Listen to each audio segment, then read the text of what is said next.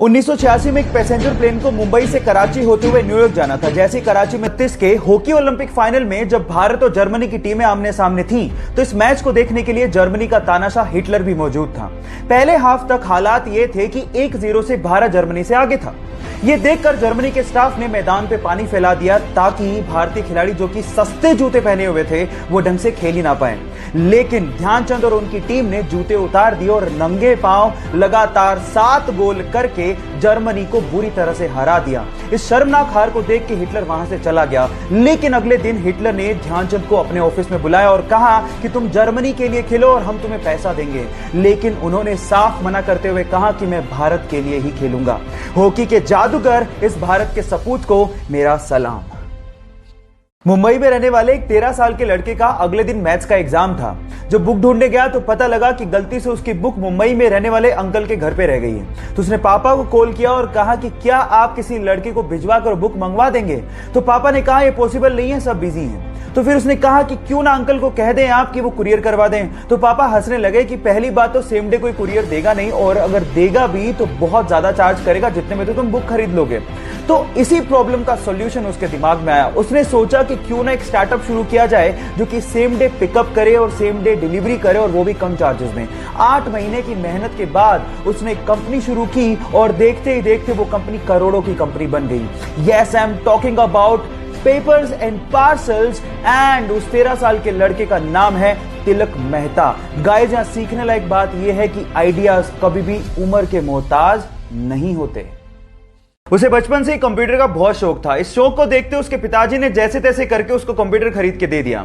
लेकिन इसके चलते वो 10वीं क्लास में फेल हो गया। लोगों ने तो यहां तक कहना शुरू कर दिया जो 10वीं क्लास का एग्जाम नहीं पास कर पाया वो जिंदगी में क्या करेगा। लेकिन उसे अपने पैशन पे भरोसा था। एक दिन एथिकल हैकिंग का उसने सेमिनार लिया और उसने डिसाइड कर लिया कि मैं एथिकल हैकिंग में अपना भविष्य बनाऊंगा।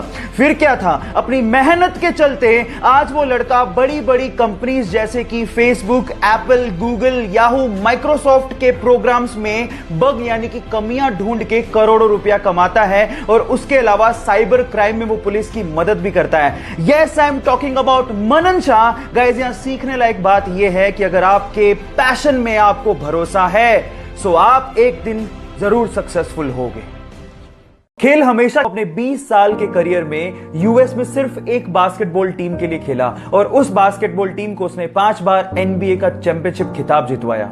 18 बार ऑल स्टार के लिए चुना गया, और 2008 में एनबीए ने उसे मोस्ट वैल्यूएबल प्लेयर का खिताब दिया। इसके अलावा 2008 और 2012 में ओलंपिक में लगातार उसने गोल्ड मेडल जीते, और इसके अलावा 2018 में जब 2005 में खिलाड़ी साउथ अफ्रीका के टूर पे था तो चक्कर आने की वजह से और सांस अच्छे से ना ले पाने की वजह से उसे बाहर जाना पड़ा।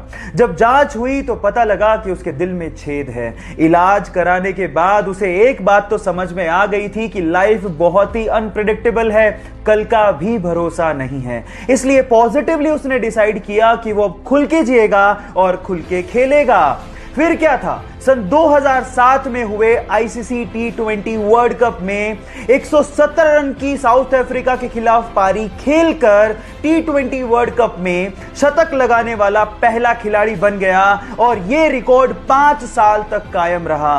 Yes, I am talking about the sixer king Chris Gayle. Guys, यहां सीखने लायक बात यह है कि खुल के जियो, जो लाइफ में पॉजिटिवली करना चाहते हो वो कर लो, क्योंकि क्या पता कल हो ना हो। जब 1999 में उनके पति कारगिल युद्ध पे थे तो डॉक्टर से रूटीन चेकअप में उन्हें पता लगा कि उनके स्पाइनल में ट्यूमर है।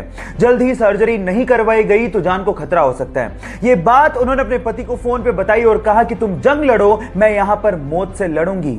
फाइनली सर्जरी के बाद उनकी जान तो बच गई, लेकिन उनके शरीर का निचला हिस्सा पूरी तरह से पैरालाइज हो गया। लेकिन उन्होंने हिम्मत नहीं हारी।